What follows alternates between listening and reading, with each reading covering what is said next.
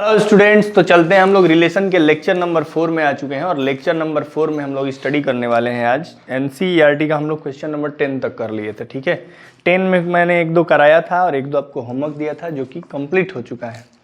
तो 11 number question है, so that the relation R in the set A of points in a plane given by R equal to P Q. Relation हमारे पास दिया है, question है 11 number. सबसे पहले है कि so that the relation R on set A of points in a plane, माने ए एक सेट है। ठीक है, ए कैसा सेट है? Set of points in a plane. एक प्लेन में पॉइंट्स का सेट है। प्लेन क्या होता है? ये मान लो एक प्लेन है जैसे, और इसमें बहुत सारे पॉइंट्सों का क्या है? सेट्स है, वही ए है। ठीक है,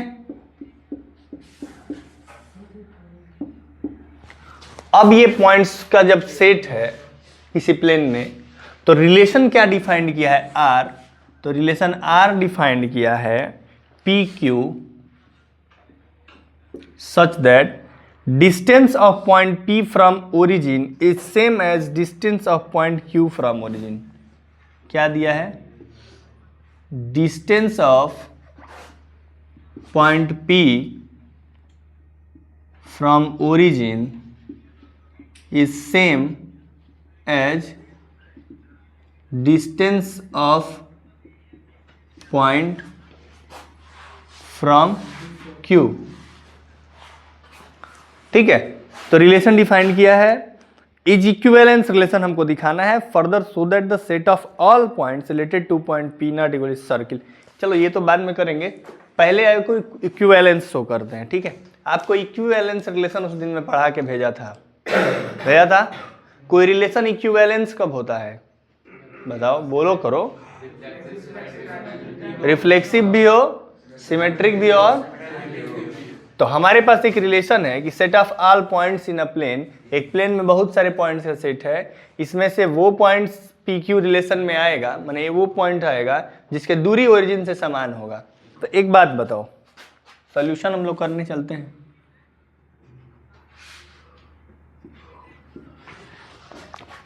उसको कम करो ना, किसका आ रहा है ज़्यादा वॉइस? ठीक है, तो एक सबसे पहले ये है हमारा कार्टेशियन। क्या है? कार्टेशियन प्लेन है और इसको बोलते हैं ओरिजिन। ठीक है, इसको क्या बोलते हैं?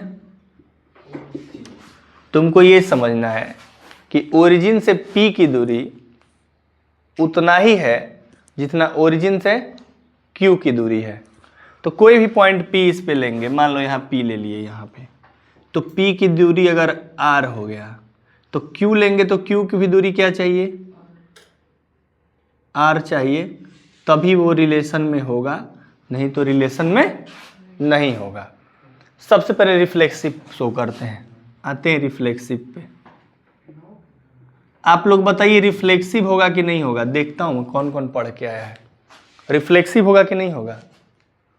रिफ्लेक्सिव में क्या होता है जी? रिफ्लेक्सिव रिलेशन क्या होता है? डिफाइन करो तो ऋषभ। हाँ, रिफ्लेक्सिव इसमें जो ए है बिलोंग्स टू आर रहेगा और जो ए है वो ए की सेट से। हाँ, फॉर ऑल ए बिलोंग है, यही ना? मतलब प्रत्येक ए के सेट में, मतलब इस प्लेन में जितने सारे पॉइंट हैं सारे क्या होने चाहिए?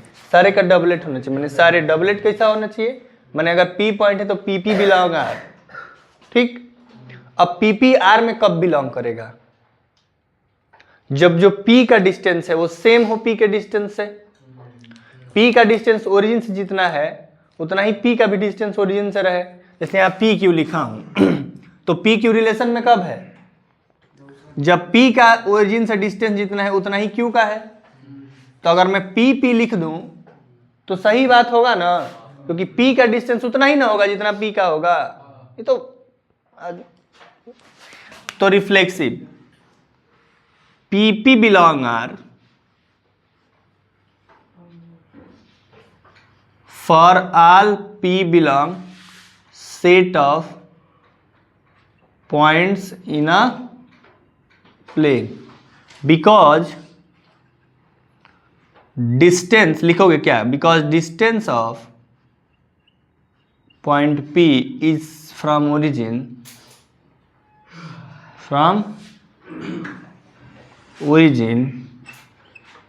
is same as distance of point P from origin। अरे मान लो इस P का डिस्टेंस जितना R है तो फिर P का डिस्टेंस R ही ना होगा, यही तो बात है। बोलो, अगर P का डिस्टेंस ओरिजिन से R है तो फिर P का डिस्टेंस ओरिजिन से क्या होगा, R ही होगा। तो ये तो रिफ्लेक्सिव तो हो गया। सो इट इज रिफ्लेक्सिव, लिख दो यहाँ, सो इट इज। अब दूसरा नंबर पे आते हैं सिमेट्रिक पे। चलो,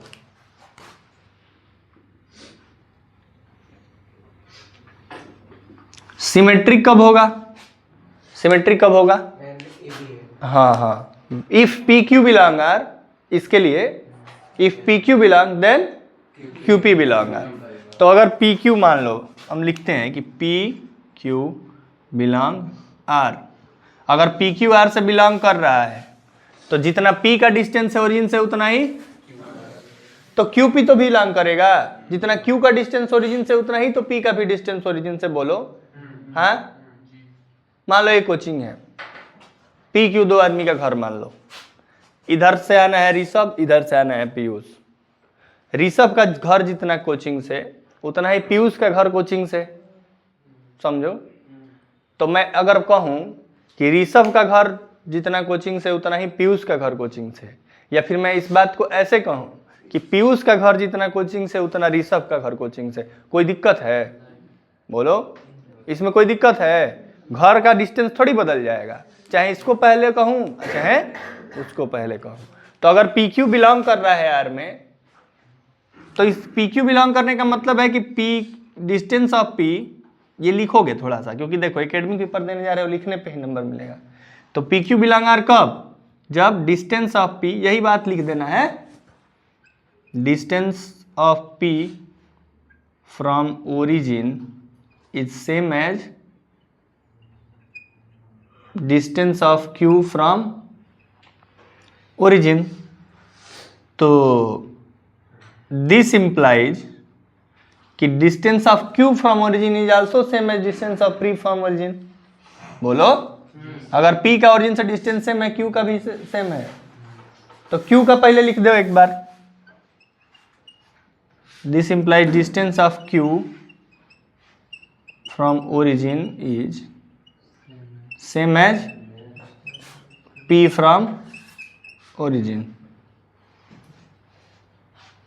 तो दिस इंप्लाइज कि P Q P belong R, so it is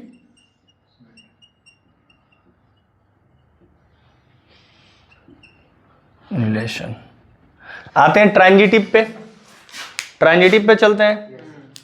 transitive का केस क्या कहता है, तीसरा नंबर।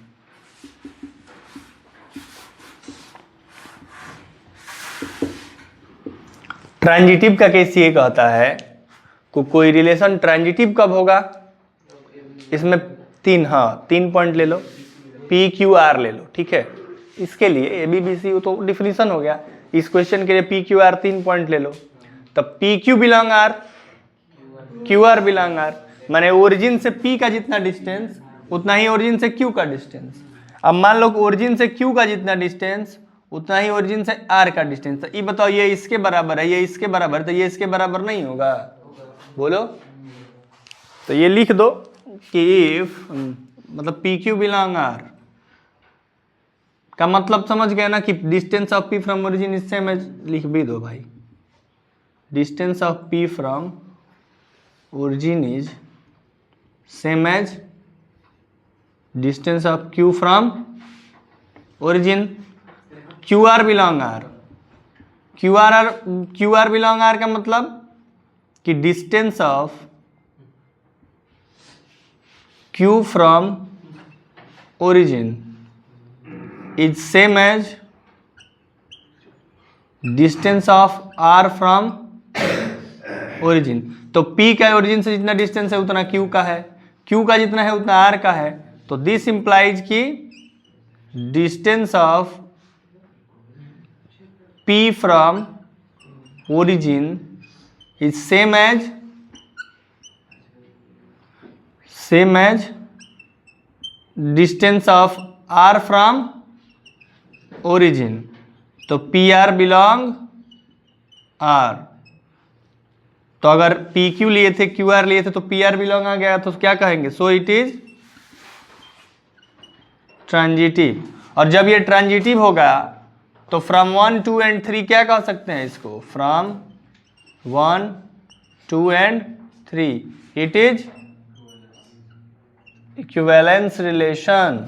ठीक है, क्योंकि ये रिफ्लेक्सिव भी है, सिमेट्रिक भी है और ट्रांजिटिव है। और जब इक्विवेलेंस हो गया तो हमसे कह रहा है क्वेश्चन में अब, ठीक है, सुनिए पहले देखिए आगे भी कुछ बात कह रहा है। Further, so that the set of all point related to point P not equal to 0, 0 is the circle passing through P with origin as centre.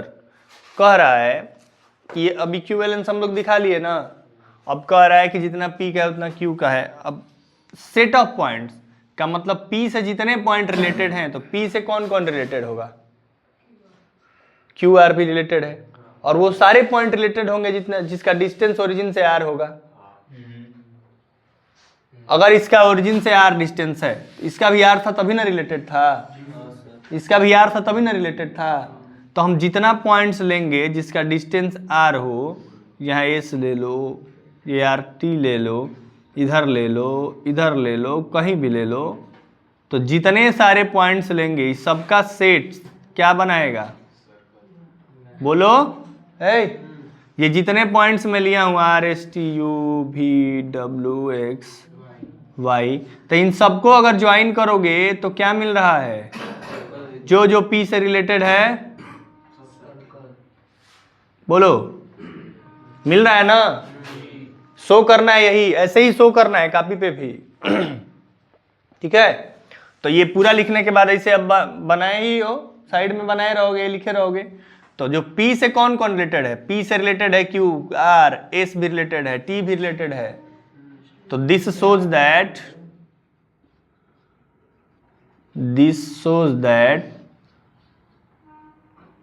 the all points, the locus of all points, locus ही ना बोला है, locus of all points related to P is क्या होगा? Circle ना, circle होगा ना। वो जो जो पॉइंट P से रिलेटेड है वो क्या होगा? फॉर्म करेगा। लोकस उसका क्या फॉर्म करेगा? सर्किल। खुद सेंटर क्या है? जिसका सेंटर क्या है? सेंटर क्या है भाई? Centre is origin. ओ बने ओरिजिन, वही शो करना है, origin O and related to P। चलो ये क्या लिखना है? ठीक है, यही शो करना था। ठीक है, समझ में आया? तो ये क्वेश्चन पूरा ऐसे लिखोगे तब जाके तुम्हें कहीं नंबर्स मिलेंगे। ठीक है, तो नोट करिए पहले इसको। चलिए तो नेक्स्ट क्वेश्चन है, so that the relation R defined in set A of all triangles R equal to T1। अच्छा, इसमें क्या था? सेट ऑफ ऑल पॉइंट्स था। सुनो, set of all points, set of all triangle और set of all lines. Lines में दो question दिया है, एक पैरेलल वाला, एक परपेंडिकुलर वाला। तो ये जितना सब सवाल है आया हुआ सवाल है, और तुम देखोगे जब लैब मैनुअल करोगे, हम लोग कराते हैं, तो लैब मैनुअल में भी ये सब दिया हुआ है। पहला लैब मैनुअल का यही है activity, set of all lines in a plane is parallel, set of all. करवाया गया कि नहीं लैब मैनुअल? करवाया गया, तो देखे हो ना लैब मैनुअल में। तो ये सब क्वेश्चन तो बिल्कुल रेडी होना चाहिए, तैयार होना चाहिए। ठीक, अब टाइम नहीं लगेगा बहुत ज़्यादा रिलेशन पढ़ने में, 10 से 15 मिनट में रिलेशन खत्म होने वाला है। देखो कौन सा सवाल है? 12 number.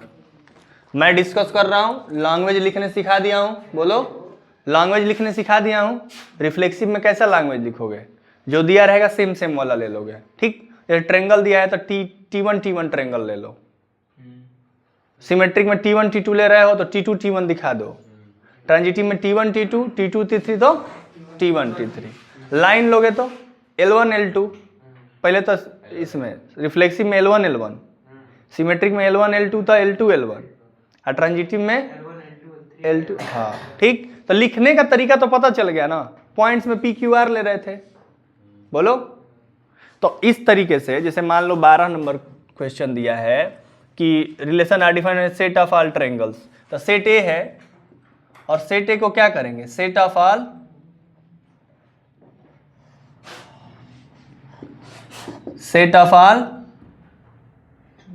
Triangles, set of all triangles है ना। बोलो, चलो अब तुम्हारा रिलेशन क्या है, set of all triangles in a plane, ये भी लिख लो भाई, ठीक है। R इक्वल टू रिलेशन दिया है हमारे पास T1 T2 such that T1 is similar to T2। Similar का मतलब जानते हो क्या होता है, सिमिलर का मतलब होता है कि एंगल इक्वल होगा और साइड प्रोपोर्शनल होगा। क्या समझते हो, एंगल इक्वल होगा और साइड प्रोपोर्शनल होगा। प्रोपोर्शनल का मतलब समझ में आता है, प्रोपोर्शनल का मतलब ये होता है, देखो पहले सिमिलर का मतलब समझो। सिमिलर और कॉन्ग्रुएंस में फर्क होता है। देखो मैं दो क्वेश्चन डिस्कस कर रहा हूं, एक बार तुमको कॉन्ग्रुएंस देगा, एक बार तुमको सिमिलर देगा। कॉन्ग्रुएंस माने कि एंगल भी इक्वल साइड भी इक्वल, माने ये एक एंगल है, ये अगर कॉन्ग्रुएंस है दो ट्रायंगल मान लो, तो इसका एंगल जितना होगा ABC मान लो, इसमें PQR मान लो, ठीक है। तो A का एंगल जितना होगा उतना ही, B का जितना होगा उतना ही, और C जितना होगा उतना ही, तो एंगल इक्वल होगा। अब A और B, AB का साइड अगर मान लो 2 है तो यहाँ PQ के बीच में साइड क्या होगा, अगर मान लो कि यहाँ 4 हो गया, अरे 2 कह रहे 2 ही रहेगा, कॉन्ग्रुएंस में इक्वल होता है। यहाँ 3 है तो ये भी, यहाँ 4 है तो ये भी, तो कहने का मतलब कि कॉन्ग्रुएंस वाले में साइड का लेंथ भी इक्वल होता है, हाँ एंगल भी, लेकिन सिमिलर वाले में कोई जरूरी नहीं है। ये छोटा ट्रायंगल ले लो, एक बड़ा ट्रायंगल ले लो, ले लिए, मान लो ये ABC है, ये एंगल 1 है, ये एंगल 2 है, ये एंगल 3 है, तो ये भी एंगल PQR, एंगल 1 एंगल 2 और एंगल 3, एंगल तो बराबर होना चाहिए, एंगल बराबर है ना, लेकिन साइड प्रोपोर्शनल होनी चाहिए। जब मान लो 1 है तो ये क्या है, ये 2 है तो ये क्या होगा, तब ये अगर दुगना है इसका तो ये भी इसका, यहाँ 3 होगा तब यहाँ क्या होगा 6, यानी साइड प्रोपोर्शनल हो। ये 1 है, ये अगर 3 हो गया तो ये 2 था तो 2 3 6 होना चाहिए था इसको, ये 3 3 9, सारे साइड क्या होंगे, प्रोपोर्शनल होंगे, और एंगल क्या होंगे, तो क्या बोलेंगे, सिमिलर। और कॉन्ग्रुएंस में एंगल भी इक्वल और साइड भी इक्वल, ठीक। अब हमको कह रहा है कि T1 T2, T1 is similar to T2, T1 is similar to T2 का मतलब क्या होगा, सॉल्यूशन। पहला है रिफ्लेक्सिव, भाई तुमको रिफ्लेक्सिव पूरा करूंगा नहीं, ठीक ना, HW दूंगा, क्योंकि इसमें लिखना ही है वही बात कि T1 T1 belong R because T1 is similar to T1। हाँ, दूसरा सिमेट्रिक, तो सिमेट्रिक में क्या लिखोगे कि T1 is similar to T2, T1 T2 belong R, T1 is similar to T2, तो फिर अगली लाइन लिखोगे कि then T2 is similar to T1, तो then T2 T1 belong R। ये लिख लोगे कि नहीं, ये क्वेश्चन नहीं ना करूं मैं, हाँ चलो। तो इसमें एक और इसके आगे थोड़ा सा दिया है, वो समझा दूं। इसके आगे दिया है ना कि consider the right angle triangle T1, T1 एक ट्रायंगल दिया है, अब यहाँ बना लेते हैं। मैं अगला कर रहा हूँ, मतलब इसे कहने का मतलब इक्विवेलेंस इसको दिखा लोगे। ट्रांजिटिव में क्या लेते, T1 T2, T1 is similar to T2 और T2 is similar to T3, then T1 is similar to, दिखा लोगे ना, बोलो, कल चेक करूंगा मैं। तो यहाँ पे दिया है कंसीडर 3 ट्रायंगल, T1 एक ट्रायंगल दिया है राइट एंगल, जिसका क्या है 3 4 5 है, मतलब कि ये हो गया 3 4 और ये 5, यहाँ राइट एंगल बना लो। T2 कैसा ट्रायंगल है, तो T2 एक ट्रायंगल है 5 12 13, 5 5 12 और 13, और T3 कैसा ट्रायंगल है? 6, 8, 10, 6, 8 और 10। अब बताओ कौन किसके सिमिलर है? ये भी 90 है और ये भी 90 है। बोलो कौन किसके सिमिलर है? T1 T2 के सिमिलर है कि T1 T3 के सिमिलर है? हाँ समझ गए ना कैसे? यहाँ 3 है तो यहाँ 4 है तो यहाँ, और यहाँ 5 है तो यहाँ, तो इसलिए ये मतलब कॉरेस्पॉन्डिंग साइड्स क्या है? प्रोपोर्शनल है, इसलिए T1 T3 के सिमिलर है। समझ में आया बाबू? लेकिन T2 में कुछ ऐसा नहीं है, 3 है तो 5 है, और 4 है तो 12 है। 4 है तो 12 है, मैंने तिगुना बढ़ा है, लेकिन ये 3 है तो 9 होता तब ना, 3 है तो 5 है, तिगुना नहीं बढ़ा है। समझ में आया? तो चलो इसको मिटा रहा हूँ, HW रहेगा। मिटा क्या रहा हूँ, पूरा तो करा ही दिया, लेकिन अब लिखने का तुम लोग पे छोड़ रहा हूँ कि लिखना डिजाइन में देखूंगा कि कौन कैसे लिख पा रहा है। 13 नंबर क्वेश्चन। इनके एग्जाम्पल्स भी अच्छे से तैयार करिएगा, ठीक है? पूरा मैट्रिक्स, डिटर्मिनेंट, रिलेशन और फंक्शन, ये चारों का टेस्ट होगा, तो इसके एग्जाम्पल और क्वेश्चन सारा। 13 नंबर सवाल। हेलो, 13 नंबर सवाल दिया है कि so that the relation R defined on set A of all polygons R equal to P1 P2 has same number of side. Polygons का मतलब जैसे ट्रायंगल भी एक पॉलीगन होता है, जैसे 3 साइड होता है, 4 रहेगा तो भी पॉलीगन है। कैसा है? वो क्वाड्रिलेटरल होता है, पैरेललोग्राम होता है, स्क्वायर होता है, ये सब होता है। 5 साइड रहेगा तो पेंटागन, 6 साइड रहता है तो हेक्सागोन, ऐसे होता है ना, हेप्टागोन, ऑक्टागोन, यही सब होता है ना। तो कहने का मतलब तुमको दिया है कि रिलेशन किस में है? सारे पॉलीगन्स का एक सेट है। सारे पॉलीगन्स का सेट है, माने उस सेट में ट्रायंगल भी है, स्क्वायर भी है, रोम्बस भी है, पेंटागन भी है, हेक्सागन भी है, सब कुछ है। समझ गए? तो कह रहा है कि एक सेट है, और सेट ए इक्वल टू क्या है? क्वेश्चन है सेट ए। पहले सेट ए देखो, सेट ए है, इसमें set of all polygons. Set क्या है? सेट में बहुत सारे पॉलीगन्स है। पॉलीगन्स का मतलब कि बहुत सारे सब कुछ है। तो कह रहा है कि एक रिलेशन है P1 P2 में, P1 P2 है same number of side. Relation किसमें है? P1 P2 such that P1 P2 है सेम नंबर ऑफ साइड्स। ये बताओ P1 और P2 है same number of sides. Same number of sides का मतलब क्या होता है भाई? मतलब अगर ये ट्रायंगल है तो वो भी ट्रायंगल, मतलब इसमें 3 साइड है तो उसमें भी, इसमें 2 साइड का तो पॉलीगन नहीं होगा।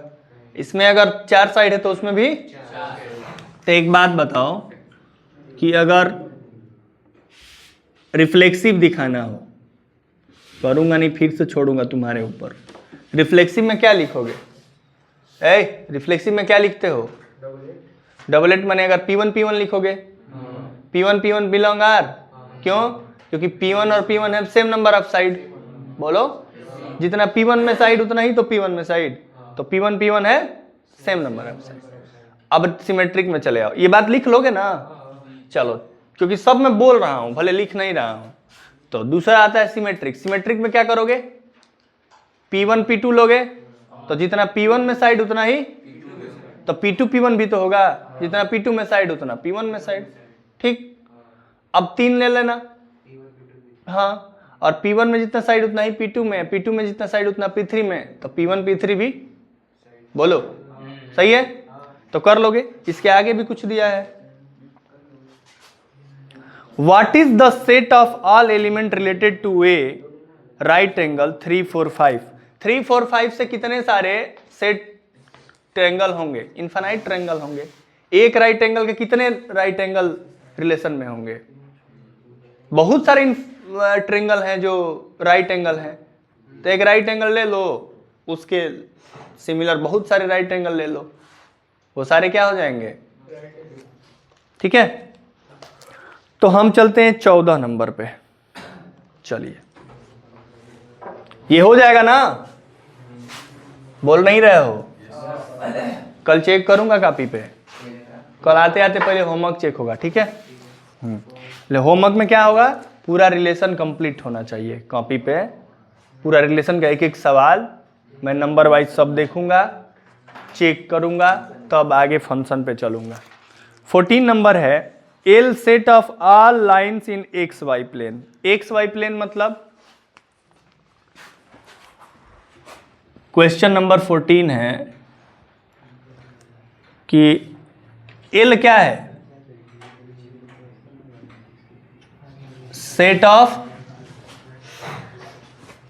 All lines in X Y plane.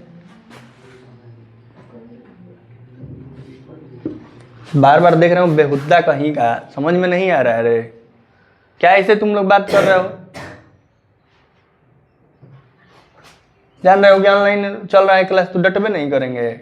3 बार देख रहा हूं, तीनों बार देख रहा हूं कि फुसुर फुसुर क्या है जी। चुतियापा मत करो, पढ़ने में पढ़ो चुपचाप, मार के ठीक कर दूंगा अभी। Set of all lines in X Y plane, ठीक है। एल क्या है, set of all lines in X Y plane, और आर इक्वल टू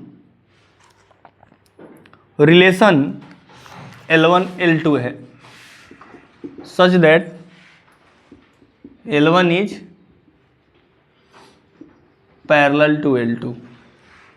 चलो बताओ, एक्स वाई प्लेन में क्या है, एक एक्स वाई प्लेन में तुम्हारे पास लाइन का सेट है, तो यही ना होता है एक्स वाई प्लेन, बोलो एक्स एक्स डैश वाई और वाई डैश, ये पूरा एक्स वाई प्लेन है।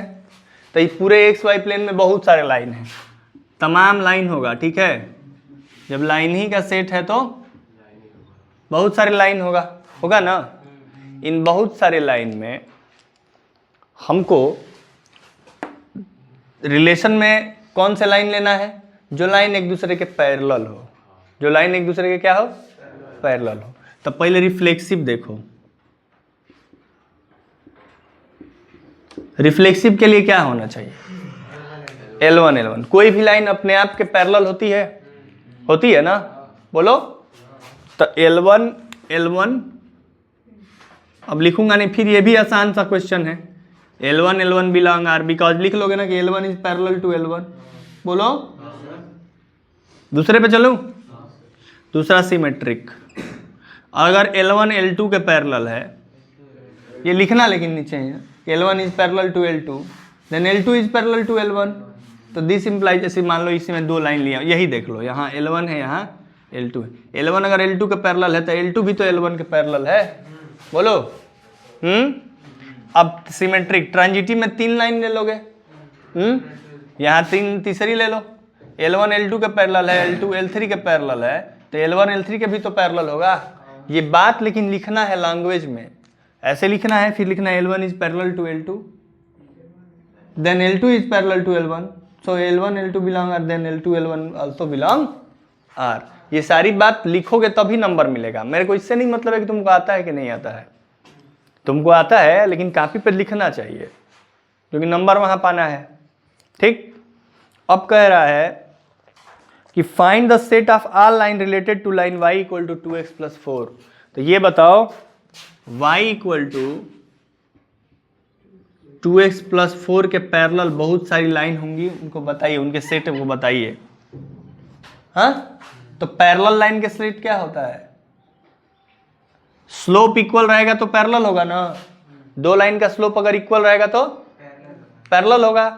अब परपेंडिकुलर में m1 m2 -1 होता है, लेकिन सब छोड़ो तुम लोग, पहले ही बताओ पैरेलल रहेगा तो स्लोप इक्वल रहेगा ना। हैं, स्लोप बोलते हैं y equal to mx plus c, जहाँ ये m होता है। तो ये बताओ y equal to 2x plus 5, ये इसके पैरेलल होगा। y equal to 2x plus 10, ये इसके पैरेलल होगा। y equal to 2x minus 6, ये भी पैरेलल होगा। तो ऐसे बहुत सारी लाइन होंगी, इनफाइनाइट लाइन जो इसके पैरेलल होगी। तो y equal to 2x plus c लिख दो, क्या, जहाँ c कोई कांस्टेंट है। इस 2x को मत टच करो, 2x को 2x का रहने दो, लेकिन अगर कांस्टेंट को चेंज करोगे तो ये पैरेलल ही लाइन देगा। तो बस कांस्टेंट 4 की जगह c लिख दो, ठीक ना, समझ में आया। तो पैरेलल लाइन देगा, ठीक। बना के बता दूं कि काफी है इतना? समझ में आया? चलो तो 15 नंबर पे चले। चलिए 15 नंबर, अब आप लोग से सवाल है मेरा कि बताइए कि R be a relation in set 1 2 3 4, और हम पूछ रहे हैं, ये मिटा देना बाबू।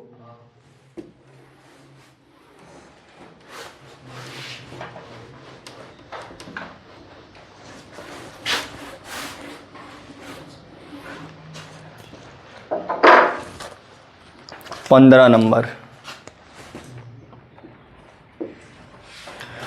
सेट है A इक्वल टू 1 2 3 4, 4 एलिमेंट है, और रिलेशन में क्या क्या है जी?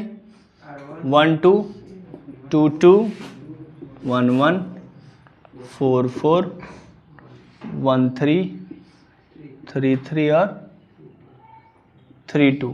Choose the correct option. Introduction के दिन ऐसे ही हम लोग शुरू भी किए थे, वही सवाल आ गया है ना, ऐसे ही ना शुरू किए थे, और हम लोग देखे थे कि अगर 1 2 3 4 है तो 1 1 भी होना चाहिए, और 2 2 भी होना चाहिए, 3 3 भी होना चाहिए, 4 4 भी होना चाहिए, तब क्या होगा? रिफ्लेक्सिव होगा। तो रिफ्लेक्सिव होगा कि नहीं, आर चेक करना है। तो 1 1 दिया है इसमें, 2 2 दिया है, 3 3 दिया है, 4 4 दिया है, तो रिफ्लेक्सिव तो होगा। सिमेट्रिक चेक करते हैं। एस सिमेट्रिक में 1 2 दिया है तो 2 1 नहीं ना दिया है। 1 2 belong R but 2 1 does not belong R, so it is not symmetric, तो नहीं है। ट्रांजिटिव देखो, ट्रांजिटिव के लिए ए बी बिलोंग आर है, बी सी बिलोंग आर है, तो ए सी भी बिलोंग आर होना चाहिए। तो मान लो यहाँ 1 2, तो 2 से कुछ शुरू हुआ है, 2 से जहाँ शुरू, 2 से यहाँ शुरू हुआ है, तो 2 2, तो फिर 1 2 होना चाहिए, 1 2 है। चलो 1 1 से शुरू है तो 1 से कुछ शुरू, 1 2, तो फिर 1 2 है। 1 3 3 3, तो 1 3 है। 3 2 और 2 2, तो फिर 3 2 है। तो ट्रांजिटिव है कि नहीं? अगर 1 3 है और 3 से शुरू है, यहाँ 3 2, तो 1 2 भी है। हाँ, तो पता करो कि ट्रांजिटिव है कि नहीं। तो हमको तो लग रहा है ट्रांजिटिव है, ये है ना, तो ट्रांजिटिव है।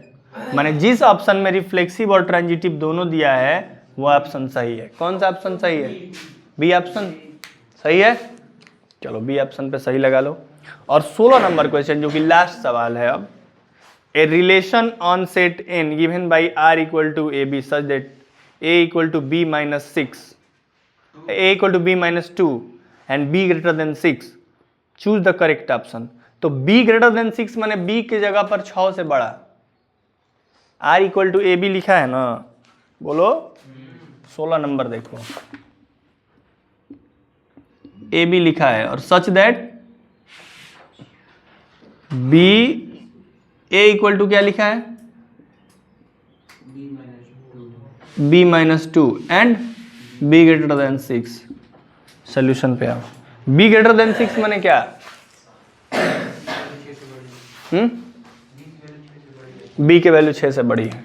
तो बी के ऑप्शन, कौन से ऑप्शन में बी की वैल्यू 6 से बड़ा है भाई? बी माने कि सेकंड वाला। सेकंड वाले में कहाँ है जो 6 से बड़ा है? पहले में 4 है, 2 4 है, 4 6 से बड़ा नहीं है। दूसरा ऑप्शन में 8 है, ये 6 से बड़ा है। तो बी की जगह पे 8 रखोगे तो ये क्या मिलेगा? 6 मिलेगा ना। माने बी की जगह पे अगर 8 रखोगे तो ये 6 मिलना चाहिए। ए की जगह 3 दिया है, तो बी की जगह पे तीसरा नंबर में 8 रखोगे तो ये 6 मिलेगा। माने सी नंबर ऑप्शन सही है। बोलो सही है। तो इसी के साथ हम लोग रिलेशन को आज समाप्त किए, एक एक क्वेश्चन समाप्त किए। एग्जाम्पल, एक सेकेंड रुक जाओ, इसमें एक होता है इक्विवेलेंस क्लास जो कि नहीं हो पाया, तो इक्विवेलेंस क्लास करके जाओ, क्योंकि एग्जाम्पल में दिया है, एक्सरसाइज में नहीं दिया है। तो इक्विवेलेंस क्लास क्या होता है ये जान के जाओ, क्योंकि आपके PYQ जो मिलेंगे उसमें इक्विवेलेंस क्लास बहुत पूछ रहा है। ठीक है, तो और 5-7 मिनट पढ़ाऊंगा जिसमें इक्विवेलेंस क्लास समझा दूंगा। बाकी NCERT पूरा खत्म, एक इक्विवेलेंस क्लास जो कि एग्जाम्पल में एक लाइन में दिया है उसको अच्छे से थोड़ा समझा दूं ताकि तुम्हें कोई दिक्कत ना हो। ठीक है, अदरवाइज इक्विवेलेंस रिलेशन क्या होता है समझे हो? चलो हाँ जी, तो हम लोग इक्विवेलेंस क्लास क्या होता है ये सीखेंगे। ध्यान से देखिए, नहीं तो 5-7 मिनट के क्लास के लिए आपको आधा घंटा बैठना पड़ेगा।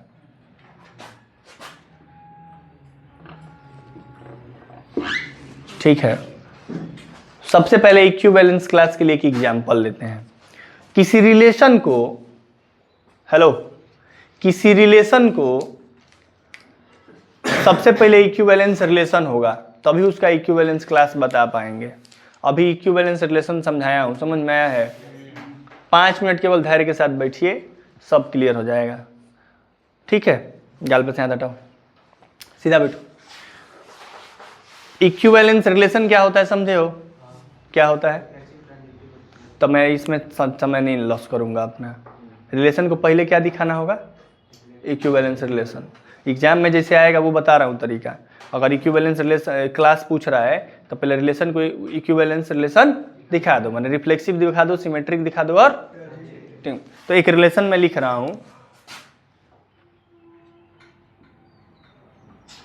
ए relation a b such that a minus b का mod is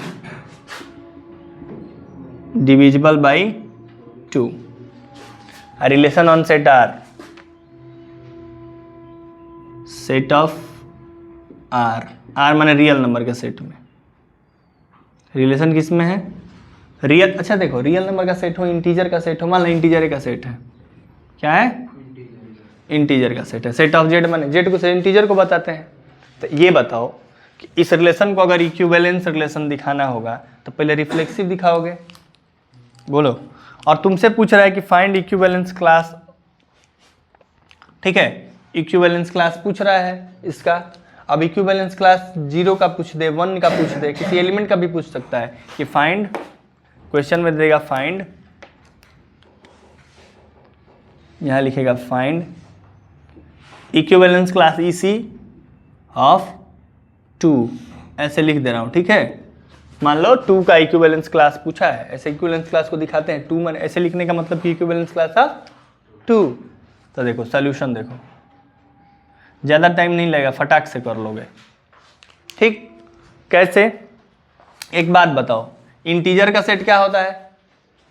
माइनस इन्फिनाइट से -3, -2, -1, 0, 1, 2, 3, 4, यही ना होता है इंटीजर्स, बोलो।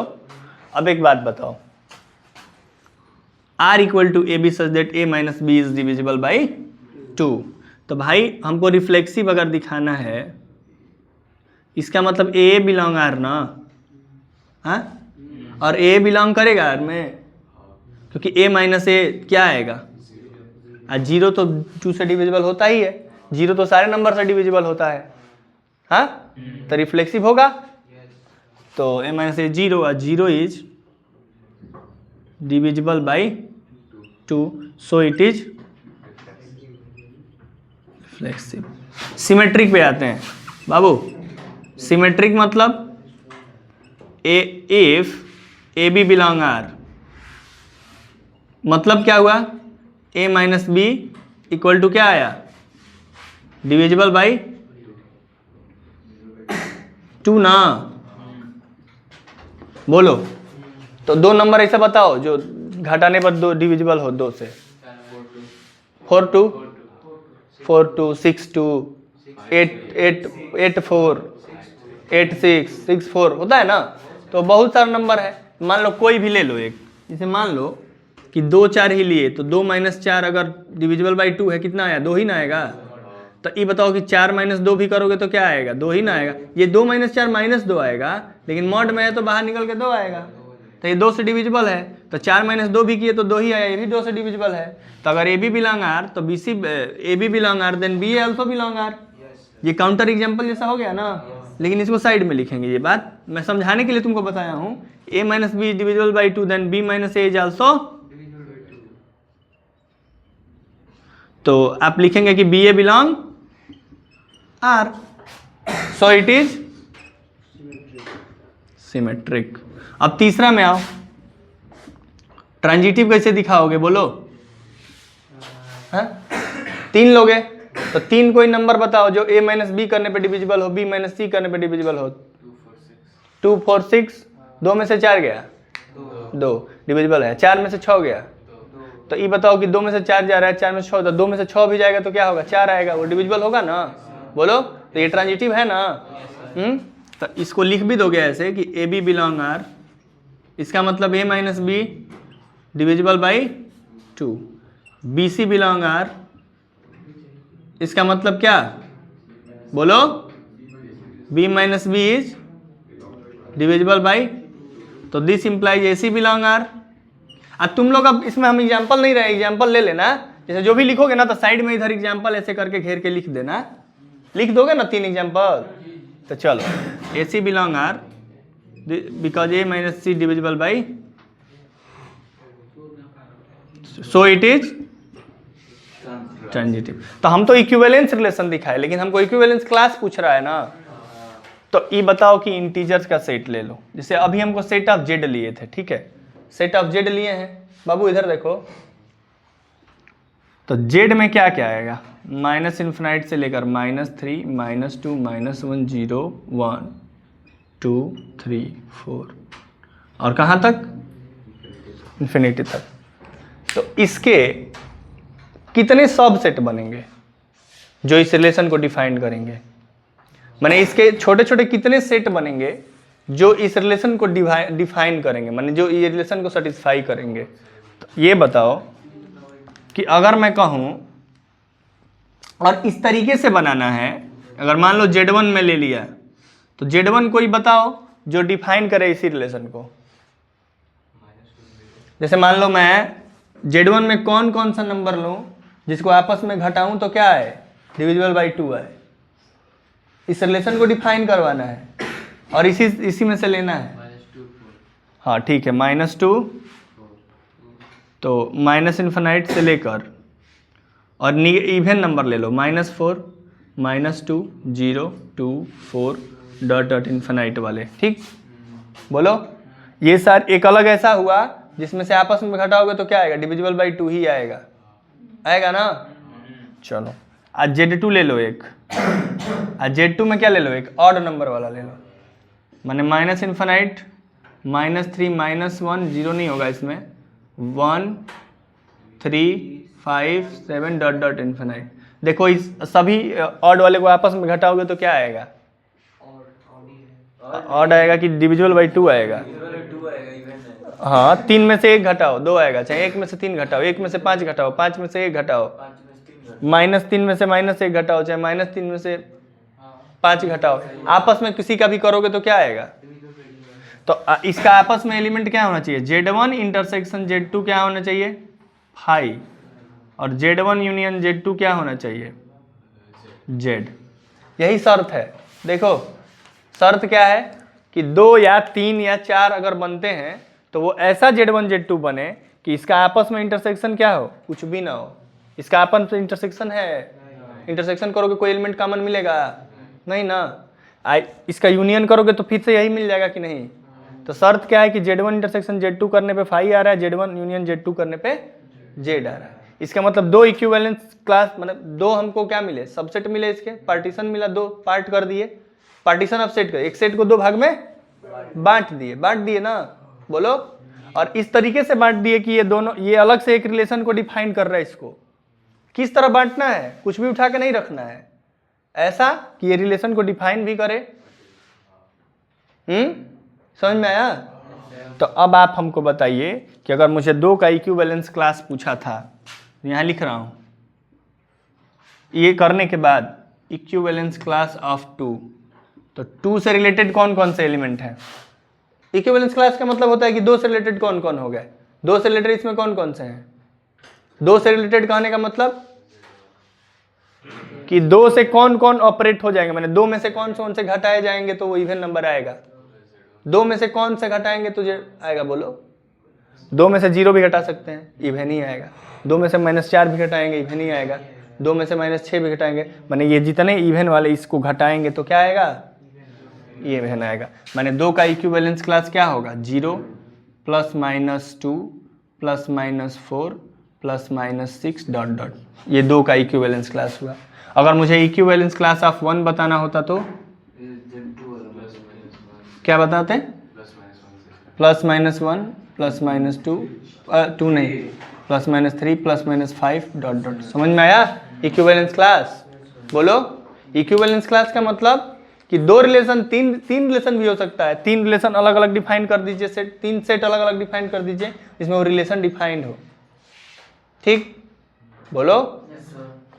जैसे मान लो हम अभी पूछ रहे एक सवाल आया हुआ, सब सवाल है, क्वेश्चन दे रहा हूँ, छोटा सा क्वेश्चन है। z बराबर एक सेट ले रहा हूँ जिसमें ले रहा हूँ 1 2 3 4 5 6 7 8 9 और 10, इतना एलिमेंट ले लिए। अब मैं बोल दिया कि a minus b is multiple of 3। चलो तो तुम डायरेक्ट तुम ये मत सोचो कि रिफ्लेक्सिव होगा कि नहीं, रिफ्लेक्सिव होगा ही, सिमेट्रिक होगा ही और ट्रांजिटिव भी, क्योंकि चेक कर लिए हैं कि रिफ्लेक्सिव क्यों होगा, क्योंकि 1 1 1 माइनस 1 0 2 माइनस 2 0 3 माइनस 2 तो 1 1 2 2 3 3 सब बिलोंग आर, तो रिफ्लेक्सिव होगा। सिमेट्रिक के लिए अगर 1 के साथ क्या लोगे कि डिविजिबल हो 4, 1 के साथ 4 लोगे ना, तभी ना 1 माइनस 3 1 माइनस 4 3 का मल्टीपल आएगा। 1 के साथ क्या लोगे, तो 4 के साथ 1 करोगे तो भी तो 3 आएगा, मतलब मल्टीपल ऑफ 3 आएगा। 1 के साथ 7 ले लिए तो भी मल्टीपल ऑफ 3 आया, तो 7 के साथ अब क्या लोगे, है ना, तो सिमेट्रिक भी होगा। ट्रांजिटिव में 3 ले लो, 1 के साथ 4 लिए, 4 के साथ क्या लोगे 7 ले लो। तो अगर 1 के साथ 4 रिलेटेड है, 4 के साथ 7 रिलेटेड है, तो 1 के साथ 7 भी तो रिलेटेड होगा। समझ में आ रहा है? बोलो। मैंने रिफ्लेक्सिव सिमेट्रिक ट्रांजिटिव हम शो कर दिए, अब हमको शो करना है इक्विवेलेंस। तो इसको 2 भाग में बांटो, चाहे 3 भाग में, जितने भाग में बट जाए। तो बांटा कैसे जाता है देखो, अगर मैं Z1 लिखूंगा तो 1 लिखूंगा, पहले एलिमेंट से शुरू करूं तो 1 के साथ कौन सा रिलेटेड है, 1 के साथ किसको घटाएं कि 3 का मल्टीपल है, ये 3 का मल्टीपल कह रहा है ना, तो 1 के साथ किसको करें, और 7 और 10, क्योंकि 1 माइनस 10 भी माइनस 9 आएगा। बोलो समझ में आने लगा? आ दूसरा नंबर बांटो, अब 2 पे चलो, 2 के साथ 5 और 8 और नहीं है, अब चलो 3 हो जाएगा क्या इसमें, 3 से शुरू करो तो 3 6, इसमें 3 हो गया। बोलो 4 से शुरू करोगे तो 4 इसमें आ ही गया है, तो 4 पे अब जाओगे ही नहीं। 5 पर आओगे तो 5 इसमें आ गया, 6 पे आओगे 6 इसमें आ गया, मैंने अब आगे नहीं जाना है। कहाँ तक गए थे, जहाँ तक बच गया था। 1 से शुरू किए कौन कौन है, 2 से शुरू किए कौन कौन है, 3 से शुरू किए 3 बांट दिए। अब हमसे अगर पूछेगा इक्विवेलेंस क्लास ऑफ 1 तो क्या क्या हो जाएगा, 1 4 7 10। इक्विवेलेंस क्लास ऑफ 4 वो भी यही होगा, 1 4 7 10। जो वाला पूछे वो किस में है बस उठा के पूरा लिख दो। इक्विवेलेंस क्लास ऑफ 2 किस में है, तो 2 5 8 लिख दो। इक्विवेलेंस क्लास ऑफ 5 कौन सा लिखोगे, 2 5 8 वाला लिख दो सेट। Equivalence class of 3 3 6। समझ में आया? तो इक्विवेलेंस क्लास भी समझ में आ गया। इसमें अब क्वेश्चन अकेले नहीं आता इक्विवेलेंस रिलेशन, तुम पीवाईक्यू लगाओगे ना, जाके देखोगे तो तुमसे पहले पूरा इक्विवेलेंस क्लास पूछा रहेगा, तो इक्विवेलेंस रिलेशन शो करो तब इक्विवेलेंस क्लास होगा। ठीक है, तो आज की क्लास में हमने रिलेशन को पूरा खत्म किया, एक एक चीज बताया, कुछ छोड़ा नहीं हूं। बाकी क्वेश्चन का तो अथाह है, क्वेश्चन है ना, अनंत है, कहीं से कुछ भी क्वेश्चन बन सकता है। लेकिन हम लोग NCERT फॉलो कर रहे हैं, इसमें टारगेट टू बोर्ड क्लास है, तो बोर्ड के सारे क्वेश्चन डिस्कस कर चुके हैं। बाकी आपको डाउट होगा तो पूछिएगा, वरना टेस्ट की तैयारी करिए 9 तारीख को, और कल का होमवर्क है कि रिलेशन के सारे क्वेश्चन दिखाइए। ठीक है, चलिए बहुत बहुत धन्यवाद, बने रहिए हमारे साथ।